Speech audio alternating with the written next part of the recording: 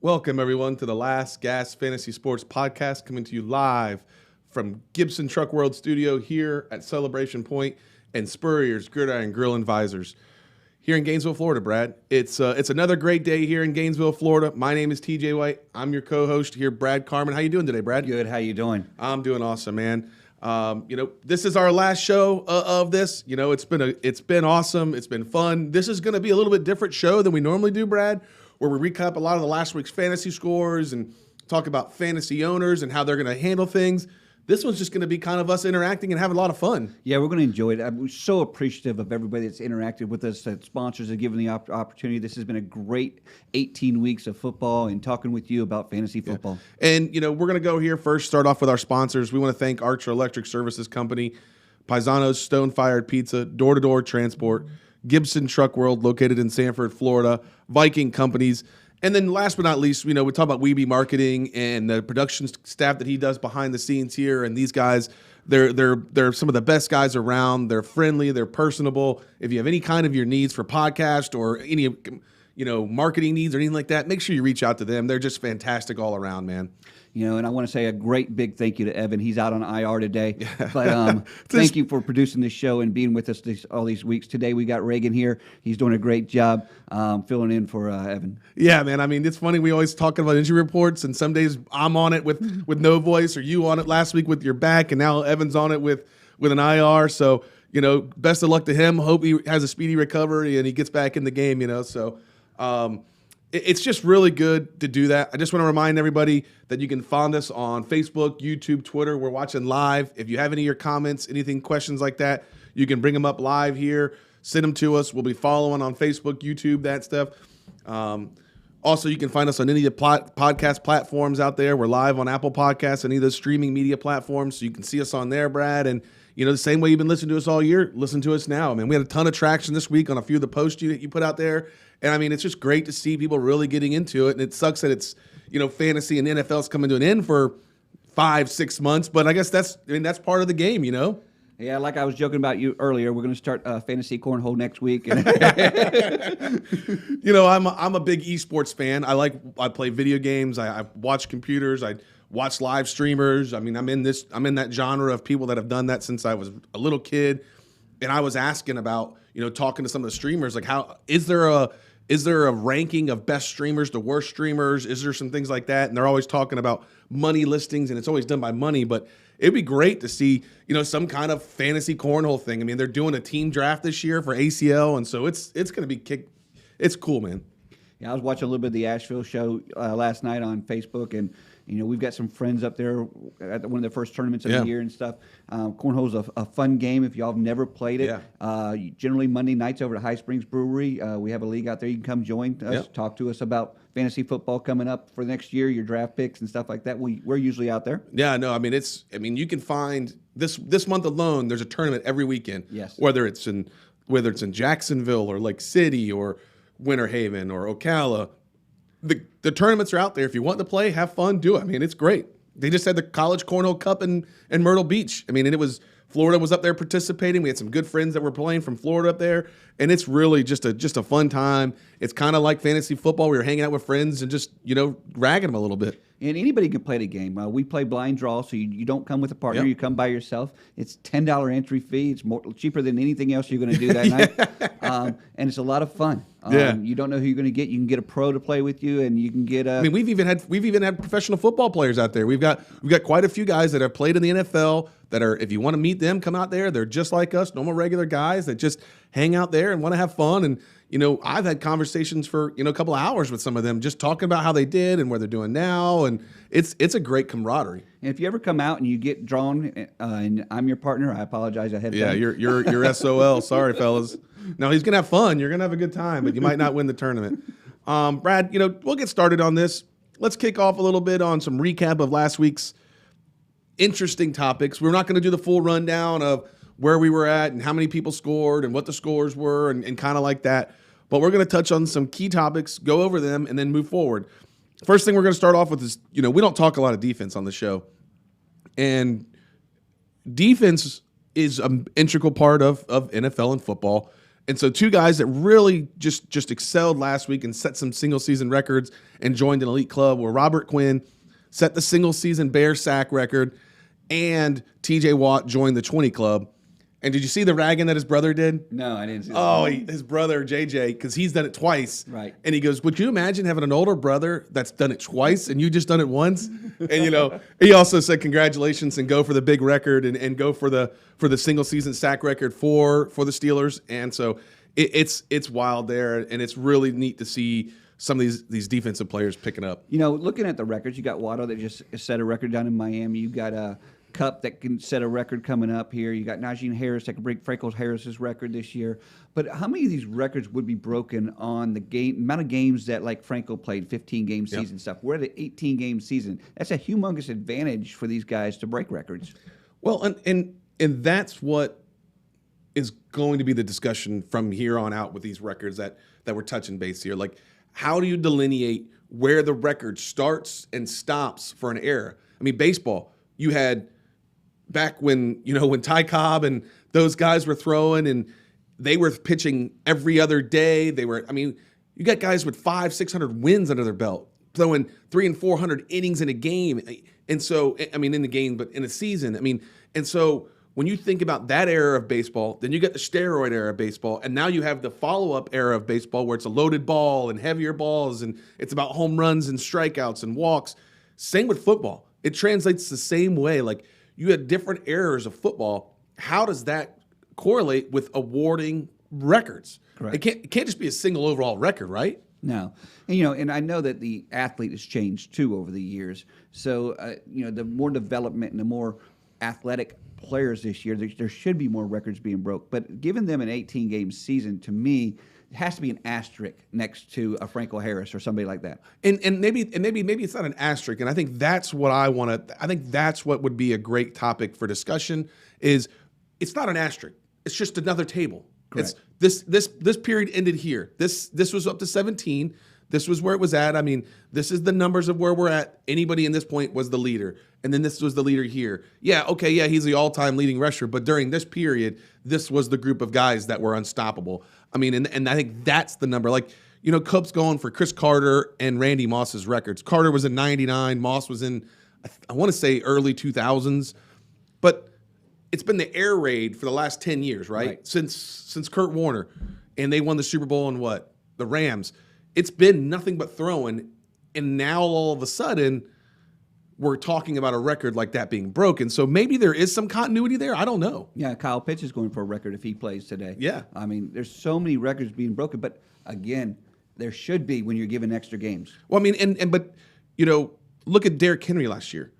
Rushing for, 2,000 yards or getting those most 200-yard running records. He didn't have an extra game last year. Right. So I think it would make a difference to me if there was an extra bye in there versus the extra game. Right. This extra game to me, especially with people now taking more time off, they're actually taking breaks. Not breaks, but if they're injured, they're willing to give up a week and stay healthier for that extra week versus back then, 15 games, you lose a couple, you could be out of the playoffs. Yeah, which kind of surprised me with the Dallas game last night because Dallas did have a little bit to play for, but they were in the playoffs. Philadelphia was in the playoffs. Their seedings weren't going to change a whole lot, right. And Dallas played like it was to get into the playoff game.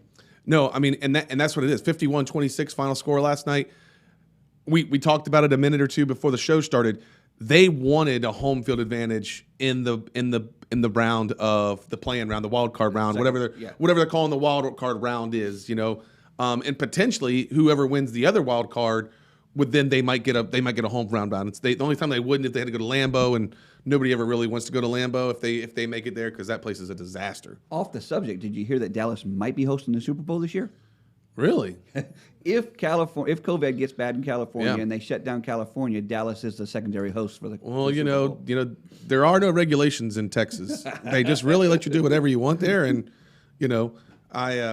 it's an interesting place to go. I've been to Dallas. I had a lot of fun there. Nothing bad to say about the state, so it's a really good time. It'd be great that they're playing the Super Bowl at home this year.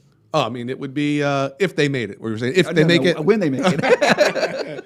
I know you're a Dallas fan. There's only been one team that's won their Super Bowl at their home stadium, and I'm just going to throw it out there. It might have been last year, Tampa Bay, but it could be. we're going to talk, Ravens lose by a point.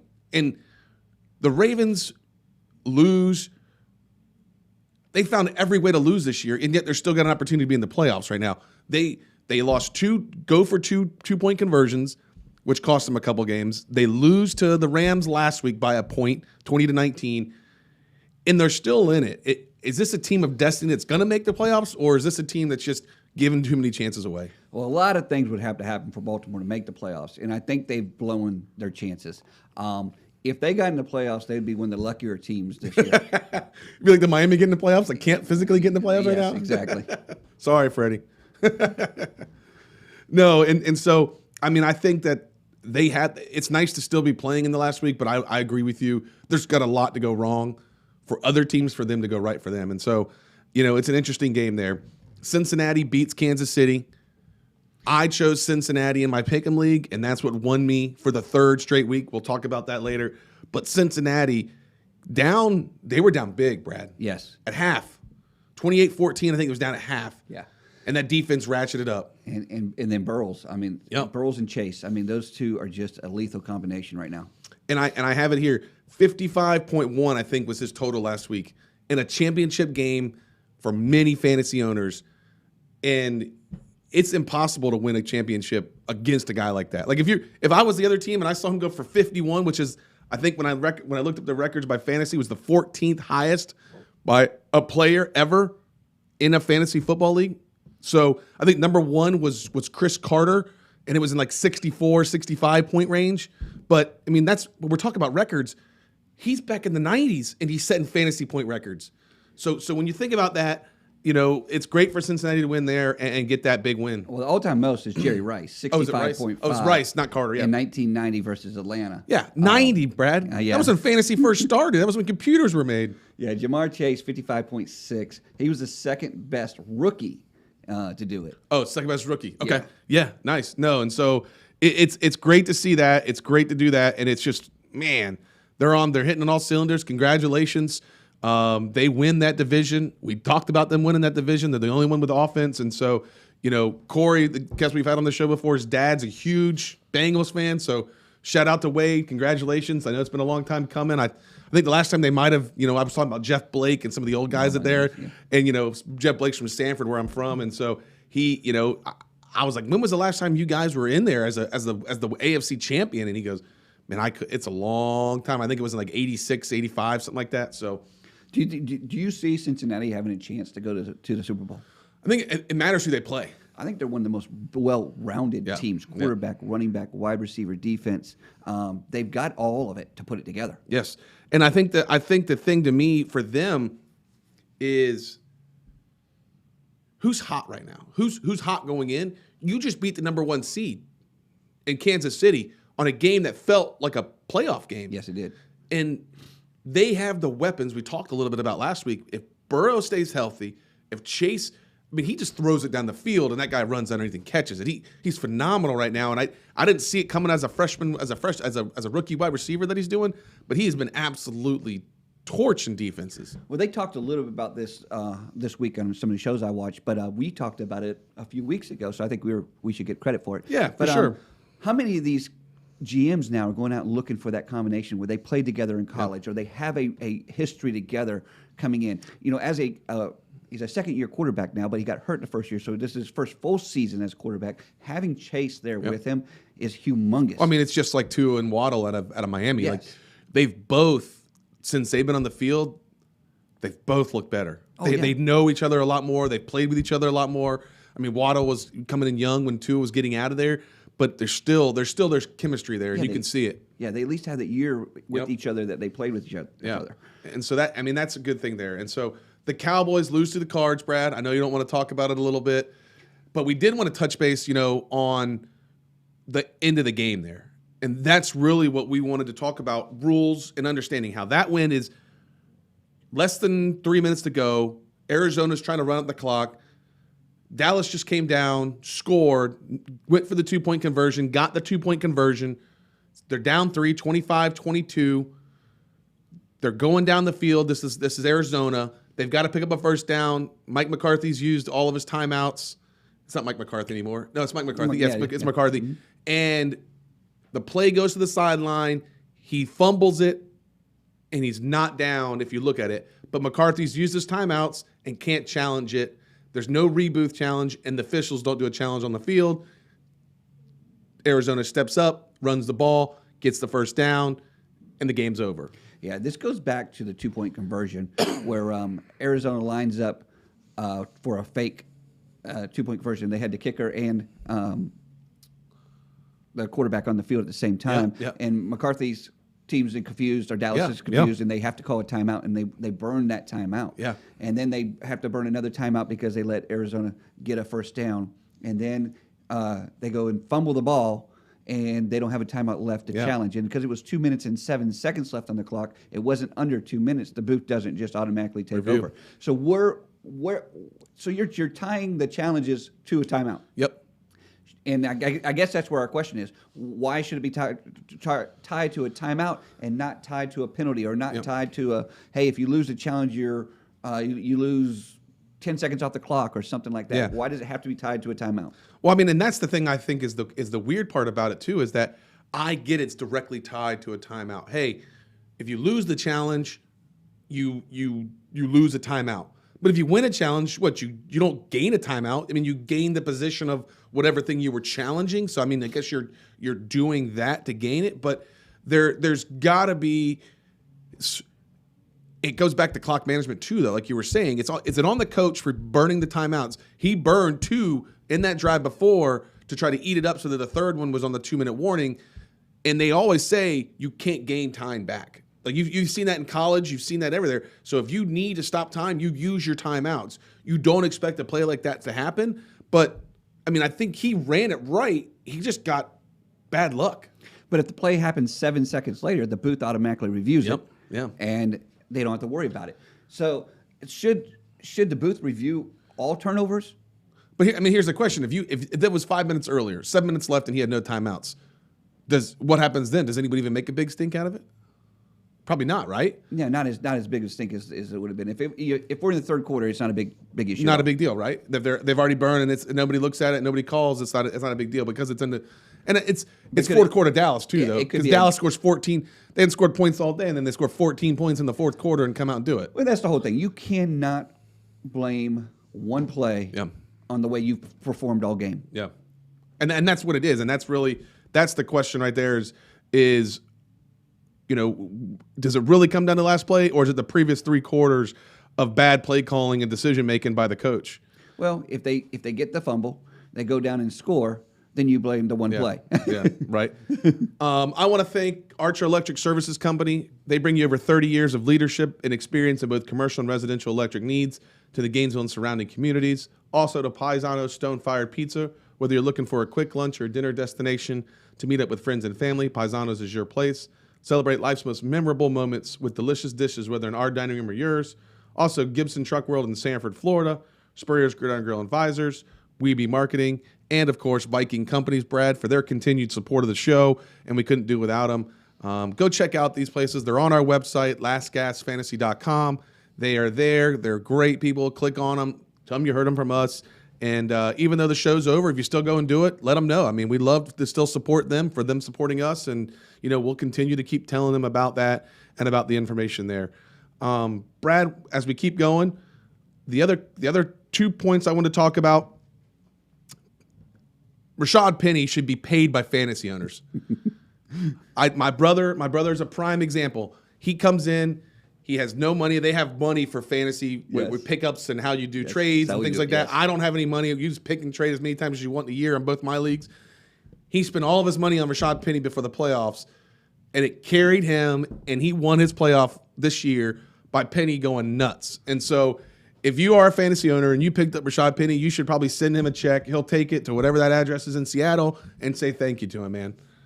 Well, I mean, if he saved up all of his pennies, he had 100 pennies and bought a penny. So. He said he could have got them for a lot cheaper because nobody else had any money. He goes, but I spent $999 on them and just kept 1 penny. So, it's kind of a joke on it, but it's a great story because he didn't do anything all year. He was supposed to be really good and then just exploded onto the scene and really did well. He came into the season right a little before the playoffs. He's fresh, he's healthy, and he's really played very well for them. Yeah.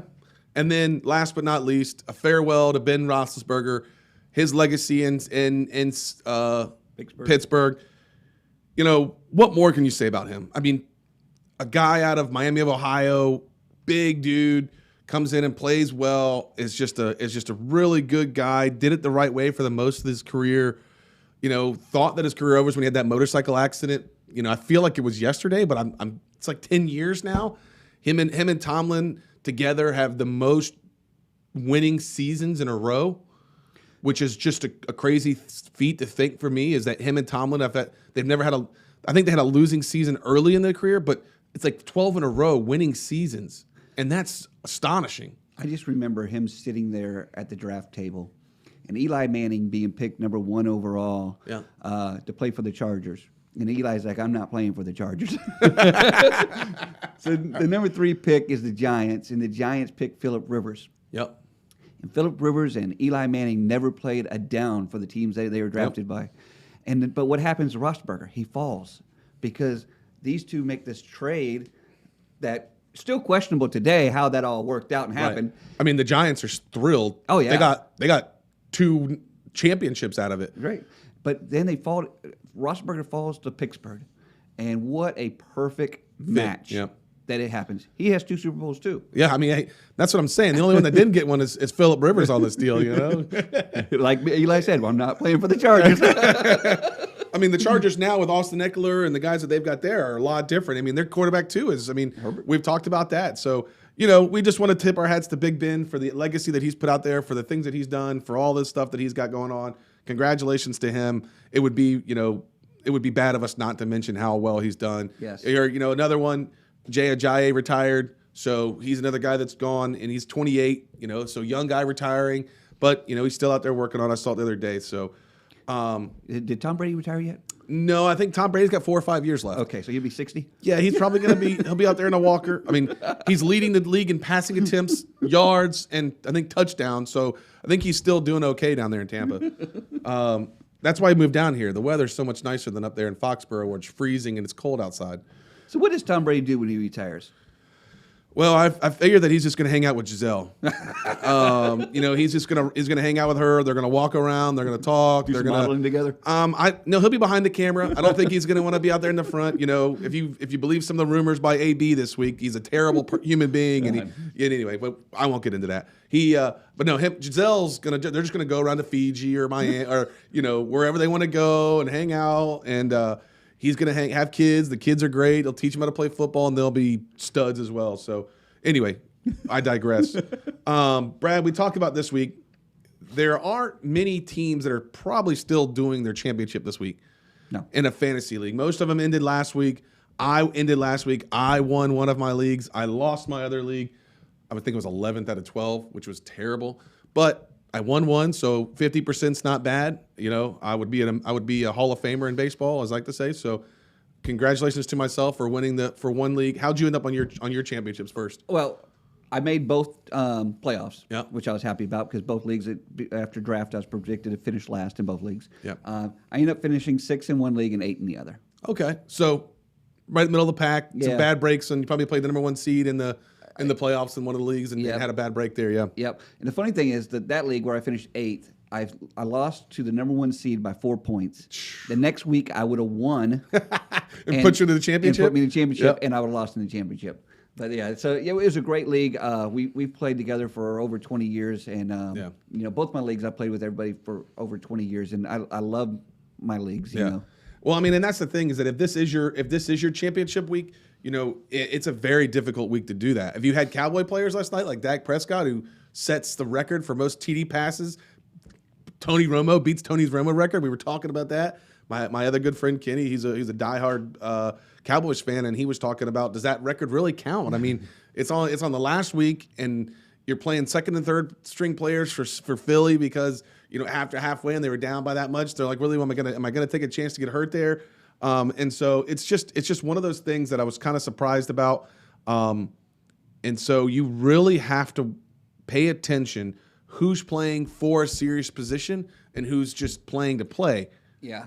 I was looking at playing some daily fantasy yesterday, and I was kind of researching it and stuff. And, one of the games I was going to choose was the Dallas game to play. And I wasn't going to play Dak because I didn't think he was going to play the whole game. And I would have lost. I ended up not playing it, but I would have lost because Dak had a fantastic game, 5-touchdown game. Oh, wow. No, and that's really what it is. And that's the thing is, would you have played him? Would you have not have played him? And I think, that's where this comes into it. Like weather, we talk about those things as you're doing it. So it's really interesting right there. And it's one of those things that I really wish people didn't have to deal with as much as you think right now. But I mean, the season's the season. That's this week. That's the games. That's what it is. I mean, and as we go into talking about this, you know who's favored? Detroit's favored by 1.5, or it's a point. It's 0.5, Green Bay and Detroit in that game this week. That's how much they think that Green Bay is really just going to go out there and do a walkthrough. And Green Bay has nothing to play for. They've already clinched the division. They've already clinched the number 1 seed. So they're going to rest everybody and make sure everybody's healthy for the race. So I agree. Yeah. They shouldn't be favored. But if you are in a Week 18 championship, I've got 3 guys you need to look at. Let's nail them. Zach Ertz, tight end for Arizona. And he's since Hopkins went down, leading targeter for Arizona right now. So if he's available out there, get him, put him on your team. And it's one of those teams that's still fighting for their division crown. The other 2 are a little bit deeper, and a lot of these guys might be out there. Yep. Gabriel Davis, Buffalo wide receiver. Yep. Grab him. This last one, everyone's going to say, who? Because they've never heard of this guy. Cyril Grayson. Yep. Wide receiver for Tampa Bay. With the AB situation, this kid's going to step up, and he's going to be the man this week. Yep. And the reason I say that is because Tampa is in another situation that they don't have to play everybody right now. This kid's going to be the star. Well, his name flew into the fantasy league last week because he's the one that caught the touchdown with the remaining seconds of the game right there in New York. I think he was their 4th or 5th string with Godwin out, AB out. Evans is still there. You got Gronk, of course. But he's going to be on the starting wide receiver list this week. Yep. And when the second string comes in, he is still going to be on the game. So this kid is going to be a big play this week. Yeah, and so, when we talked about teams that make a difference, Tampa's in the playoffs, but do they get to host a home field game? Right. If they win, then they host in a home field game the first week. If they lose, they're going to drop from that, and depending on who wins and loses. Right. With Dallas winning last night, they jump ahead of them in the NFC. Same with Buffalo. Buffalo's pretty much locked against New England in that 3-4, 4-5 game. Right. So they're really not have a lot of jump there. But they potentially, if they win and somebody else loses, could not have to play New England that first game of the week season. So these are all players from teams that all matter where they end up in the seeding, whether or not they got a home field advantage on the wild card game or whether or not they're going to be doing that. So it's interesting like that way. And so that's what we talk about. Look for teams that have something to play for. Just like the Jags have pride this week. We made a post just before this game right before the thing started was, hey, the Jags can knock Indy out of the playoffs. And since 2015, the Jaguars are 6-0 at home against Indy, Brad. Yeah. Indy has a whole lot to play for. Yeah. Jacksonville has nothing to play for, but they're going to play their hearts out this week. They're going to play hard. To win this game. They're not going to lay over on this game at all. So it's really interesting to see that. We talk about that. We're a couple minutes away from our first break, Brad, but we're going to get through this. And it's one of those things when you are playing this week and you are playing for a championship and you're doing those kinds of things, you really, really comes down to it. I was happy. I ended up winning the one league that I had. And the thing for me is that it's not about the money. It's not about the families. It's not about all that. It's total bragging rights, right? Correct. Like I just want to be able to I don't care if I won $1, but I get to say I was back-to-back champs in this league now, and nobody else can say that in this league. Nobody else has even had a chance to say that. And so I think that's the fun part about winning championships. Oh, yeah. Bragging rights with your friends is what this game's about. Oh. Yeah, you might win a couple dollars here and there, but it's not going to change your life. But the bragging rights does. I mean, when I'm 20, 30 years, I'm not going to worry about the $10 I won here or that, but I'm going to go, I remember winning back-to-back. Did anybody else in that league? Because it's not easy to do. No, I brag when I make the playoffs. So. Oh, you're good. That's your goalie cheers to make the playoffs. I mean, that's where you want to be at. So it really is. It's really cool that way. We got a lot to talk about still, Brad, and we're going to get to it. We're going to hop on our break right now. When we come back from break, we're going to talk about some of the best players who did well this year versus when they were drafted. We're talking about pick'ems. We're going to go into a few other topics you have listed down about best players and fantasy players, and it's just really going to be a good one. We're super excited, and we'll catch you back after the break. Gibson Truck World's expert team of sales and service staff will show you why we have been the pioneer of used trucks since 1995. With our 1-year bumper-to-bumper warranty valid across the entire United States, our exclusive 15-day exchange policy, and our $1,000 best price guarantee, it's easy to see why we're the #1 used truck dealership in all of Florida. Please call, visit, or explore our website today to see for yourself why we are the king of trucks.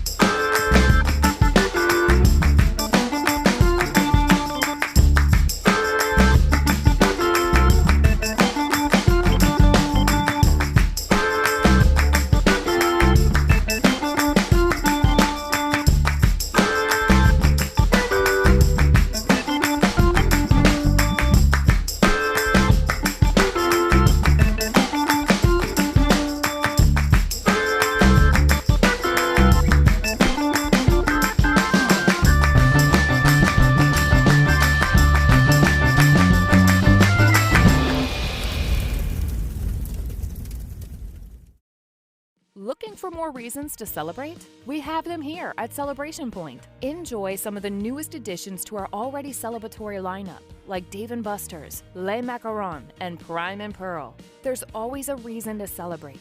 Join us anytime for any occasion. Celebration Point, where Gators come to celebrate. Hi, Steve Spurrier here. You know, making a reservation at my restaurant is easier than a Saturday afternoon homecoming game against Vandy. You don't have to call or email. Just go to spurriers.com, hit the reservation button, pick a date, a number of guests, and a time. It's so simple, I can do it. In fact, I just did. Maybe I'll see you tonight.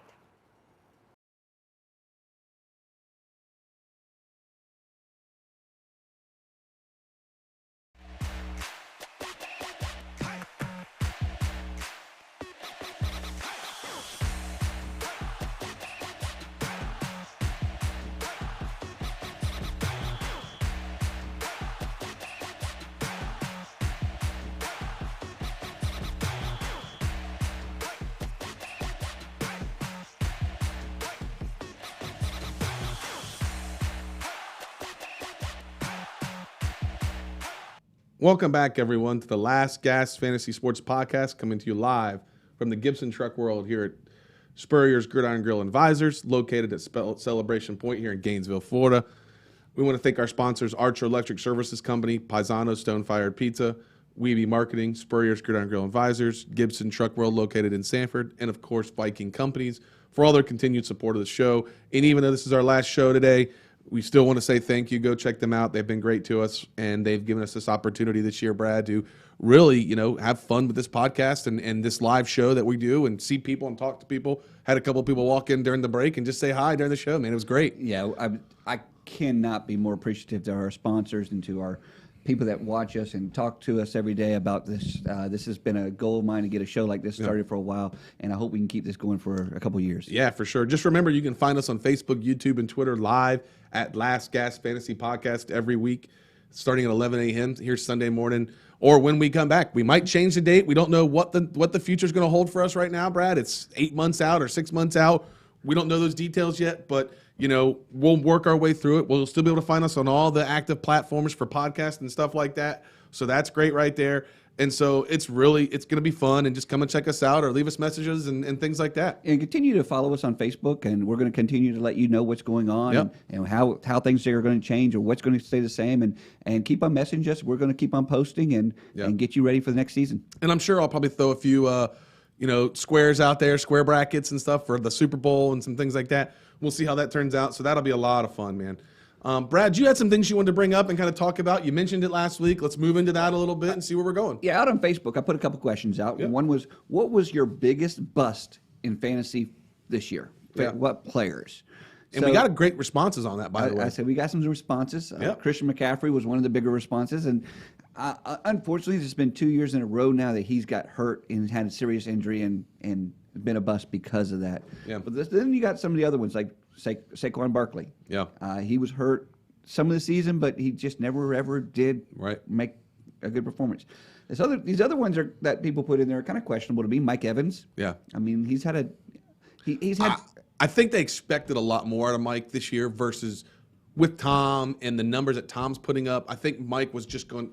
I think they thought that he was going to have better numbers than he did. But with Godwin, with AB, with Gronk, how many balls are there? Well, he's thrown the most. Yeah. So I don't know if Evans has been a humongous disappointment to me. Tampa's in the playoff.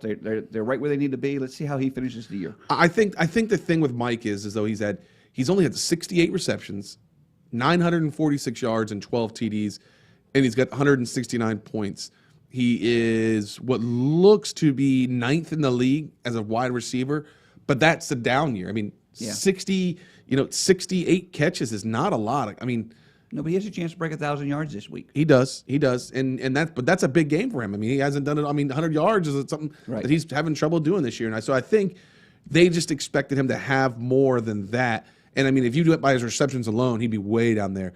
A guy that I mentioned out there, and I have him on my team, is Alvin Kamara. Yeah. And people are going to go, "You're crazy for saying that." And I'm going to go, "No," but he was a number one. He's a number one running back over the last 2 or 3 years, maybe 4 or 5. He's been an absolute monster. He was out a couple games this year, but he's the number 12th running back this year, and he was drafted top 2 or 3. And that's a hard thing to see. Yeah, and if you have a 12-man team, he's 12th there. He'd be the last person picked in the draft if you look at it that way. Yeah. And that's not where he was. He was number 2, number 3 picked in the drafts. So he should be an RB 1, 2, 3. Yeah, and another name out there was Cortland Sutton, and I think he's had a serviceable year, and I think that's the best part about asking people who their biggest bust is hearing who the expectations they had to do well, and ask for them to be able to do well, and that's where I like that kind of question because it's subjective on where you expected somebody to do or not do. Like Evan McPherson. Think he's supposed to be a top 5 kicker this year? No. He's excelled. He's done great for them. He's won them games, and they made him win their division. How many? I say make him, but he hit some kicks. How many game-winning kicks did he have this year? And he missed a couple, too. That's the crazy part. That game against Green Bay where they both missed 7 in overtime and then finally hit one with Crosby. I mean, that happened this year. Yes. Okay, what on the flip side of that, what are some of your biggest surprises in fantasy this year? I mean, James Conner is out there blowing it up. Yeah, monster year for him. Leonard Fournette. Yeah. We're going to talk about that in a minute, where they were drafted and where they were picked and how they ended up doing in this year and who the best were in each position. But both of those guys exceeded expectations by a long shot. One of the guys that kept me alive all year, Jalen Waddle. Yeah. No, and Jalen Waddle was a monster there. He actually, if you had a PPR league, he was a sleeper that I've never seen before, and he's done very well there. He's very, very active. I watched him with the game the other night where Miami beat New Orleans, and he was all over that field. He was the one that helped them win that game and beat New Orleans and have a shot to even go for the playoffs. And a person we don't have on this list, but he broke records this year, but he did it so quietly that no one knows, Kyle Pitts. Yep, Kyle Pitts.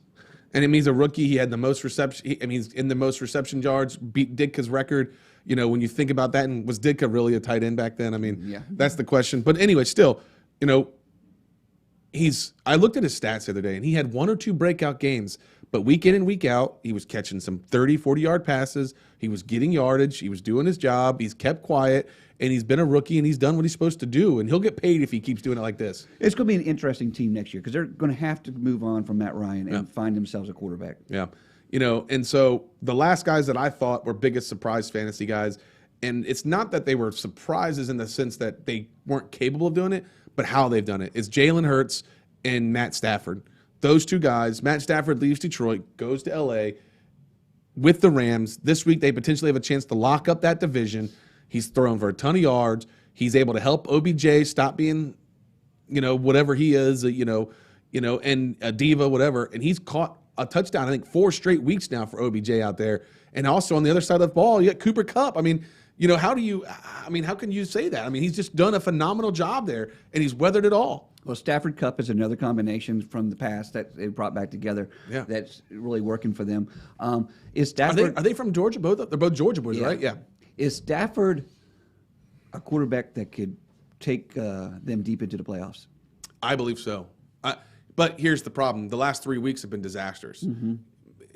McVay's got to sit down with him and go, hey, if I've got to run the ball for the first 30 plays of the game before you get your feet underneath you, I'll do that. Because he's putting them in such big holes, throwing interceptions and bad plays on the first 2 quarters of a game, that they've had to come back from losing, from being way down the last 2 weeks to try to get a win, and that can't happen in the playoffs. Stafford's one of those quarterbacks that he goes out and has these phenomenal games, and you're like, wow, there's that guy that we knew, and then comes back with a game that you're like, I know. I had it on my league that I won the fantasy in, and it was like a head scratcher half the dang time. The other guy we didn't mention was Justin Herbert. Justin Herbert had a really nice year this year too. MVP players. Yep. So it's here's the question, and the way that you asked the question on Facebook when we got the responses and did some stuff like that was, who was the MVP of a team, not necessarily the league. And this is what the thing to me is that how this guy's name is not thrown around up there with Tom Brady and Aaron Rodgers is Jonathan Taylor from the Indianapolis Colts. He has outscored all other running backs by a landslide, and he's just been an absolute surprise this year as the #1 running back in the league, and him probably alone is the reason that Indy's in the playoffs. I mean, Carson Wentz is there, and your defense has played very well. But he's scored 84 more fantasy points than the next leading running back, which is Austin Eckler in these leagues. And if you think about that, he's almost doubled the 6th place running back. Yeah. So, I mean, think about that number. Double the scoring for one running back on a fantasy football, and he's not even in the contention to be talked about. I mean, he might be there for the MVP, but he's got to be top 3 right now for me. And we'll talk about this in a minute too. But is he the #1 draft pick in fantasy football next year? Oh, he's up there. He's definitely. It's either him or Cooper Kupp or Devontae Adams. I mean, you've got to take depending if it's a PPR league or not. Right, correct. I mean, it really matters. But if he gets the production like he had this year and the goal line production that he had this year, he's got to be your #1 pick. Well, my MVP player of the year is Deebo Samuel. Yeah. He has taken San Francisco. He's been their wide receiver. When they're out of running backs, he's been a running back. He's got the most points, fantasy points on the team. He has taken them and carried them many times. And I'm surprised. I'd never thought he was going to be this good this year. And it's been unreal how well he's played. And the thing is, I want to point something out to you. We were talking about #1 pick. Taylor scored 60 more points than Cooper Kupp did this year in fantasy league. So for a fantasy coach, it's got to be Taylor. Yeah, I agree. That's 6 points a week that you're scoring more than the next best player in the league for a flex position. Yeah, he had some breakout games that were just amazing on the points. Yep. Which brings us up to the next MVP player that had a breakout game last week, Jamar Chase. Ah, man, as a rookie. As a rookie guy coming out of nowhere, playing well, doing this. You really, really have to just give him credit for everything he's done. But when we break it down and say MVP of a team, they have Mixon, they have Chase, they have Herbert. I mean, he's not the team. Yeah. No, he's not the only one. Right. But he's a piece of the team. And you have T. Higgins out there. You have Joe Burrow. I mean, it's nonstop. And that, like we said, that team is going to be difficult to play. First off, we want to thank our sponsors, Archer Electric Services Company. They're bringing you over 30 years of service and leadership and experience with commercial electric and residential needs in the Gainesville and surrounding communities. Also, Paisano Stone-Fired Pizza. Whether you're looking for a quick lunch or a dinner destination to meet up with friends and family, Paisano's is your place. Celebrate life's most memorable moments with delicious dishes, whether in our dining room or yours. Also, Gibson Truck World, Sanford, Florida. Go check them out. Spurrier's Gridiron Grill and Visors here where we're at. Beautiful people out there. We got friends sitting at the table. How are y'all doing out there? Good to see everybody. We've got a bunch of people here looking around. It's great. The weather's outside. It's going to be a beautiful day. Yes, cold front coming through. Weeby Marketing, Viking Companies for their continued support, Brad. We just can't say enough about them and thank everybody for it, man. Yeah, moving on to fantasy. Yep. Next year's draft. Yep. You're sitting at the draft table. Who are your top 5 drafts? Who are the first 5 people going to go off the It depends what kind of league you're in, but I mean, it's got to be. Just do a standard. It's got to be standard. You've got to go quarterbacks, and you got to go. Patrick Mahomes is in it again. He's done well. I'd be skeptical to take Tom Brady and Aaron Rodgers in that, but you also got to think about Jonathan Taylor, Cooper Kupp, and Devontae Adams in that scoring league. So those are probably my top 6. You said 5. I'd take those 6 right off the rip. Okay, I'm going to throw out quarterbacks out of this because a lot of these leagues, well, they're the highest point getters, and that's the difference, man. Yeah, I know. But I'm going to give you a list of 13 people. Okay. Tell me the one person that doesn't go in the first round, and I'm taking out quarterbacks. Okay. Henry, Jonathan Taylor, Najee Harris, Eckler, Chase, Mixon, Kamara, Devon Cook, Christian McCaffrey, Nick Chubb, Cooper Kupp, Devontae Adams, Deebo Samuel. In a 12-man league, I just gave you 13 names. Yep, you gave me. I got to sit one of them. No, I think it's a pretty clear cut for me. I'm going to say Nick Chubb. Nick Chubb does not go in the first round next year. Nick Chubb does not go in the first round. And the reason that I would say that is because he's splitting time in the backfield. Yeah. And I think he doesn't get enough receptions out of the backfield. He's a first and second round down. He's playing a lot of, he's not getting as many carries as the other guys here, which is the only reason I'm saying Mixon is getting a ton of catches. So if he's either PPR or he's not, so he's going to get drafted in most standards or that. And I think, all the other guys are their number 1 players and they're getting the ball 3 downs a period. He's splitting. And so I say Nick Chubb's not drafted in the first round next year.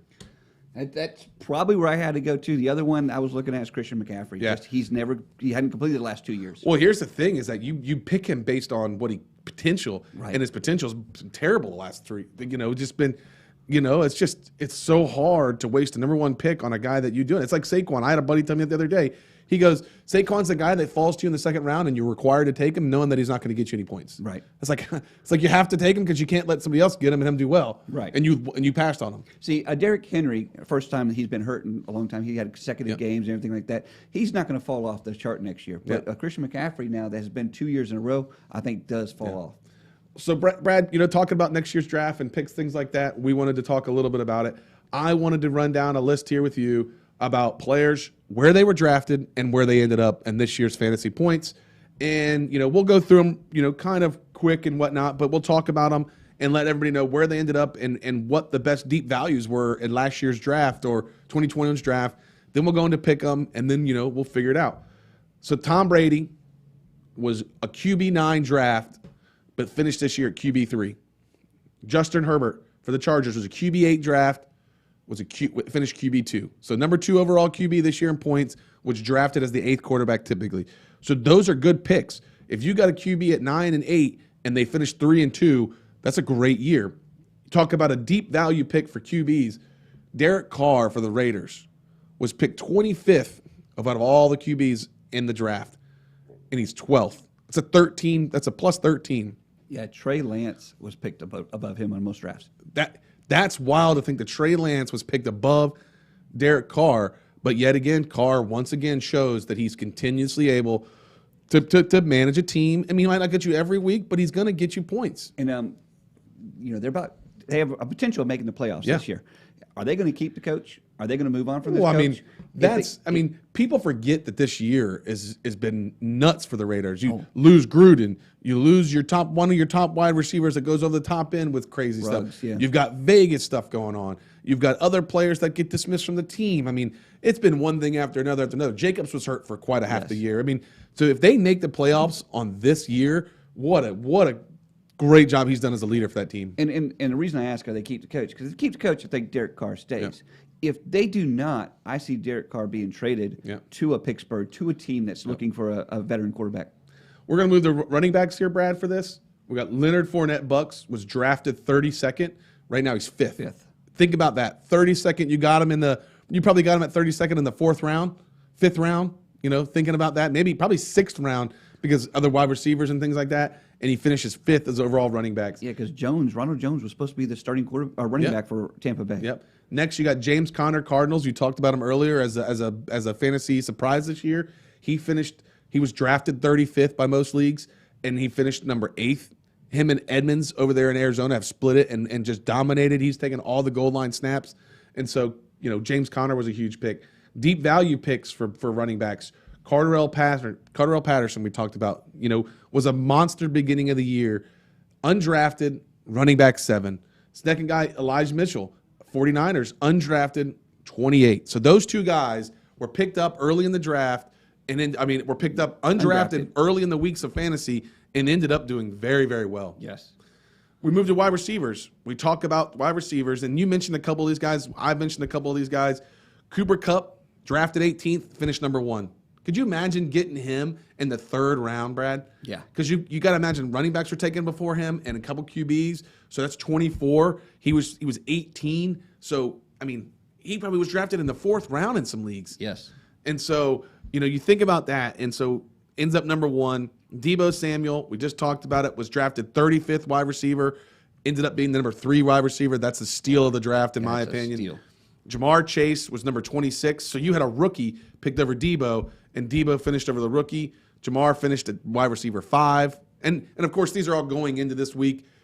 They might switch around here and there, but these are pretty well locked in stone for the most part.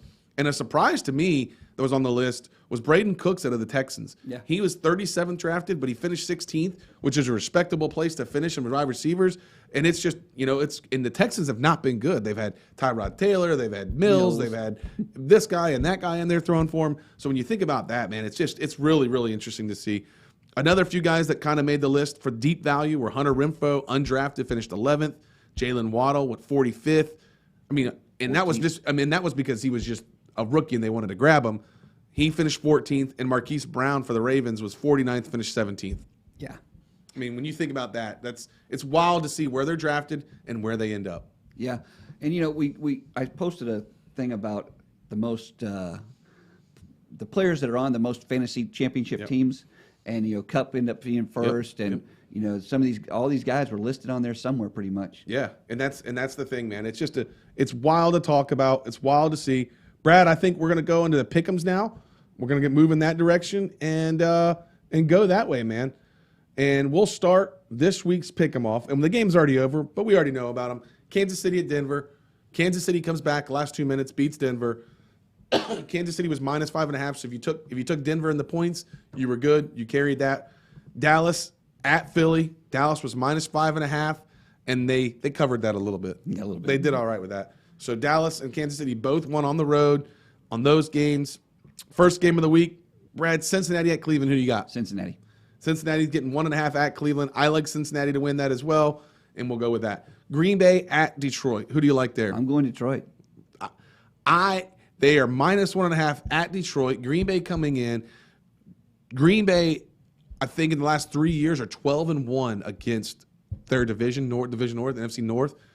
But I like Detroit. I'm going to go with you on this. We talked about this almost every week. Detroit has given every team a fight. They gave Tampa a fight last week. They should have beat Tampa. With Green Bay not playing their starters, I think Detroit wins this game. Yep. And so I'm agreeing with you.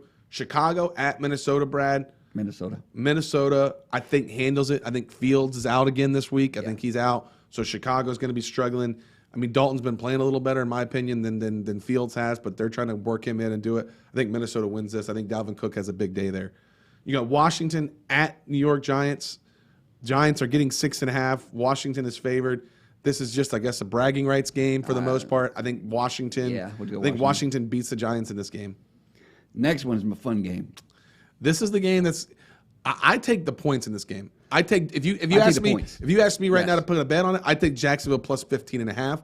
I don't think that's a crazy spread to me. I think Indy wins the game, but there's no way they cover by 15.5. And Indy has to win this game. If Jacksonville wins this game, it throws everything up to a spin. Oh, it just and we'll talk about that after we've done the picks. Yeah, but it could send everything up for a mess. Yeah, you got Pittsburgh at Baltimore. That game's everything. Winner has a potentially chance to be in the playoffs and things like that.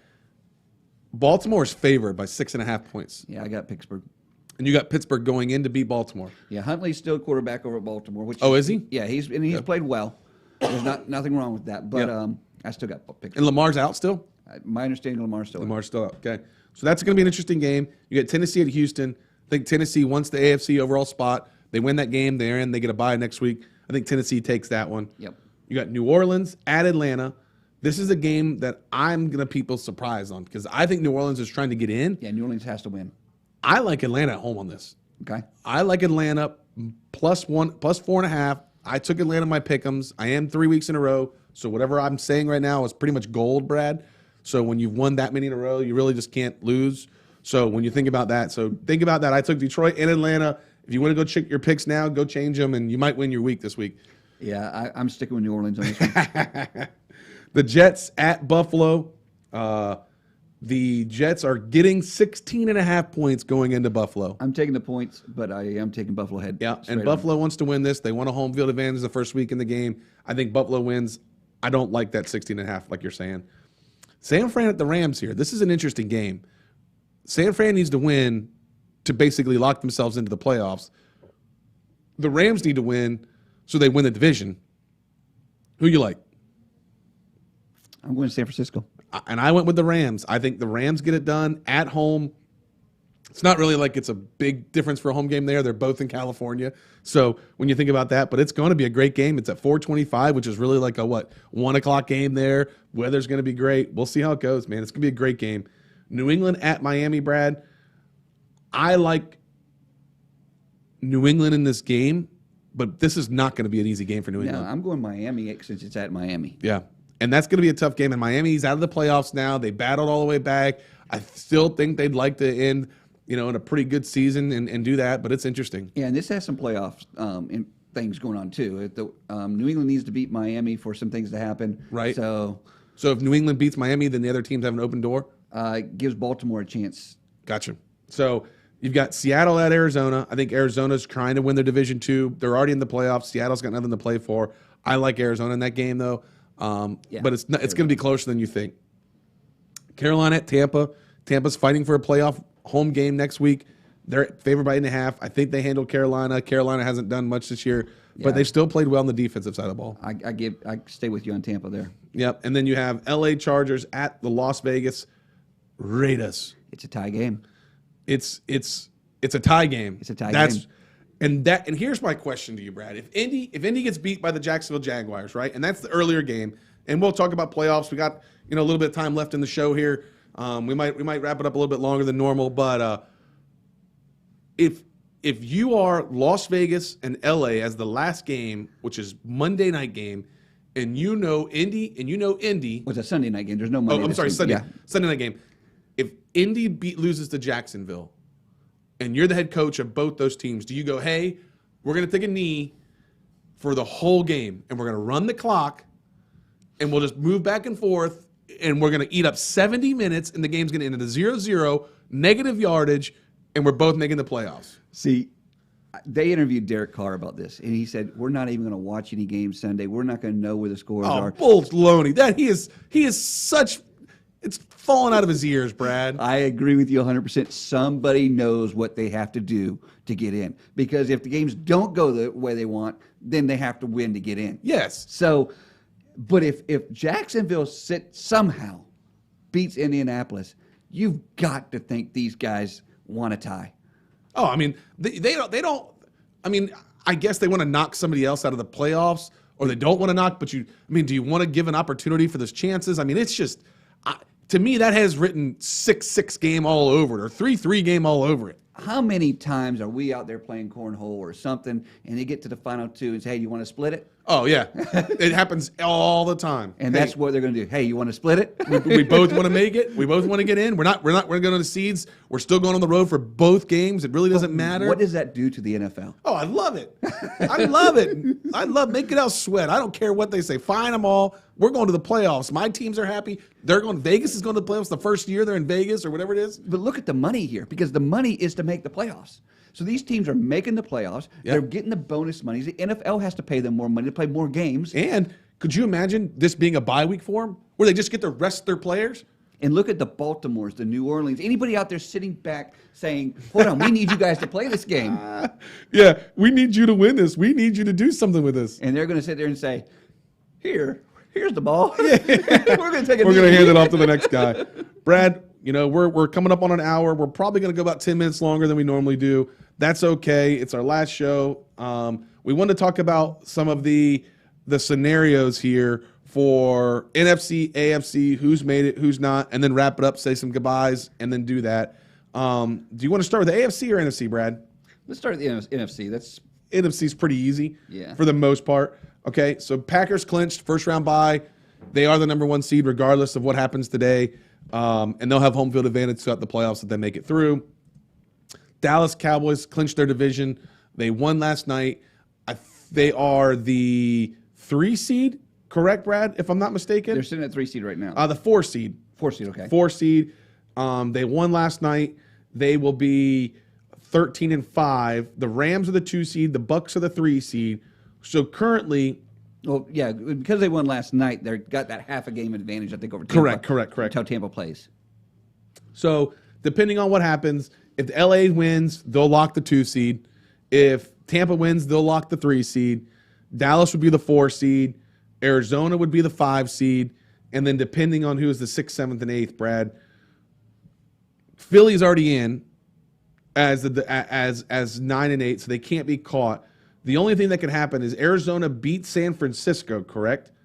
And that would give New Orleans an opportunity to jump in and become in which would be the 7th seed, so the 6th seed would move to Philly, correct? Right. Yes, Philly would move up a seed. Saints would move up a seed. And San Fran would drop out. Correct. So your first round matchup would be the Rams, or the Saints going into the Rams. You'd have Philly going into Tampa, correct? Yeah. You'd have Philly going into Tampa, and then you'd have Arizona and Dallas. What a game. Arizona dies, right? And it's in Dallas. Yeah. So and the only way Dallas does not do that is if Tampa Bay loses and Dallas jumps Tampa Bay. Yeah. And you think about that. The winner of the Arizona-Dallas game plays the Green Bay Packers. If the 2 or the 3 seed win that, right? Correct. So it's a huge game for Tampa this week. It's a huge game for the Rams. Nobody wants to win theirs and then go play the number 1 seed. So think about that. Those games all matter. Those games happen to have a big big things for the outcome of this week's games and going to the playoffs. So everybody's got Dallas going. You've got a hell of a road. You've got Arizona, then you've got probably Green Bay, and then you'll end up having the winner of the Tampa Rams series. Then you go to the playoff. So if you say you didn't earn it, you deserve it, then that's wild. Yeah, and then over in the AFC, that game last night with Kansas City was a big game. That just put Kansas City back as the number 1 seed and up by half a game until Tennessee plays today. Yeah. If Tennessee wins, they take back over the number 1 seed and get the bye for the first round. If they lose, Kansas City gets the bye for the first round. No, it's going to be interesting about that too, and that AFC is going to be an interesting game. I think the Titans win, and I think that they handle it. But that's what makes up the rest of this division a lot differently. The Bengals and the Bills are both clinched. They're both at 10-6, so they cannot take over number 1 seed. But they're going to be sitting at 3 and 4. Yep. Now that could change if the Bengals lose or the Bills win. That 3 and 4 can change there. And so that's the big thing and this is a disaster because you've got multiple teams at 9 and 7. If Indy wins, they're in, right? Indy wins, they're in. Indy wins, they're in. If Los Angeles wins, they're in, correct? Yes. Chargers win, they're in. Raiders win, they're in. Okay. So whoever wins, so if Indy and either one of those 2 wins, they're in, right? Yes. So what does Baltimore need to happen? Baltimore needs New England to beat Miami. Okay. And Raiders to beat the Chargers. And Indy to lose. Yes. Indy to lose. Yes. So they've got a long way to get back. Yeah, Yes. they're on the outside looking in. You're right, Brad. So when you think about that, so I believe Indy wins. Who's the 7th seed? Who gets it? Chargers or Vegas? So Indy wins. It's just that game. Okay, it's that game. And I think the Chargers win Right. that game in that scenario, yes. Yeah. So that's what it is. That's what I think happens. I don't think the only thing is that the New England game, the Bills game, those games, I think are fine. The only thing that I could see happening is Cincinnati losing. If they lose to Cleveland or something like that, and they drop from the 3 down to like the 6 or the 7 and lose home field advantage, I don't want to see them do that, but that would be an interesting feeling there. Same with Buffalo and New England. They clinched the division. I don't know if the division seeds get automatically 1 through 4 or is it best record. So if New England wins, that could be an interesting game there too. Right now, Buffalo's clinched, but they could lose the division if they lose. So it's a lot of ifs there in the AFC. I'm not a fan of them, so I think Kansas City is the team to beat. While we're talking about this, who do you have in the NFC AFC Championship, and who wins the Super Bowl? So I'll tell you mine. I think Cincinnati. Sorry, I think that it's Tampa Bay, Green Bay in Lambeau, 3 seed versus 1 seed, NFC Championship, and I think Green Bay gets the best of Tampa. Don't want to say that. Don't like that. I think Green Bay's been the better team a lot this year. I think they've done a lot. I think Green Bay gets to the championship. On the other side of the ball, it is I like the Kansas City Chiefs on how they're playing right now. I think they're going to be very difficult to beat in the playoffs. I think they're going to do well. I see them, and I like the Cincinnati Bengals with getting there to play them in that game. If they finish the 3 seed, they want to play them to the NFC Championship game. I think it's Kansas City, Cincinnati, and I think Kansas City goes. I think both 1 seed goes, and it's Green Bay versus Kansas City in the finals. And I think Kansas City comes back after last year's loss, makes it 3 in a row, and then wins it this year. And I am agreeing with you on the AFC until you get to the championship game. I think the Bengals beat Kansas City and make the Super Bowl. Okay. In the NFC, a lot depends on how these end up in the top 4. Because right now, of course, I want my Cowboys to be there. But if the Cowboys have to play Arizona and then play Green Bay, that's a tough way to get there. Then play the championship. Yeah, that's a tough way to get there. So I do see Tampa getting there. Yeah. And as it sits right now, I see Tampa, Green Bay. Yep. So. And then Green Bay winning it. Green Bay winning it, and then playing in the final. Yep. So, the thing is, it's great, Brad. We talked it up. We walked it out, man. We don't really have, we could talk for days here, man. And it's bittersweet that this is going to come to an end, that this year's season's coming to an end. It's a great 2021 season for fantasy football, for fantasy friends, for our podcast show, for Last Gasp Fantasy here. We want to thank everybody that's helped us through it, all the participating sponsors and people like that, Brad, and you and I having a great relationship on the show, talking back and forth about this stuff. It's been a blast, and let's talk about a few more things and wrap up, and we'll be good to go, man. Yeah, again, I want to thank everybody that's participated, everybody that's sent in questions, asking for our advice. Hopefully we did help you get through the season. Yeah. Hopefully we did win a championship for somebody out there. If we did, let us know. Yeah. And we're still going to be here for conversations. If you see us walking by, say hi, talk to us, give us a heads up. We're here. Again, we're going to stay on Facebook. We're going to do some live stuff on Facebook, some Facebook Live throughout the year, and get you ready for next year's draft. Yep. Next year, we want to start out with a preseason draft. Yep. So look forward to that. Let's try to get all that arranged. Stay with us on Facebook, and we'll let you know when we it's might even do a fantasy football league for Last Gas, pick up listeners and viewers that want to join in and do the league. I want to say, thanks to my wife and family for letting me do this every Sunday. It's a lot of work on them, a lot of work on her for watching our kids. So it's been great there, Brad.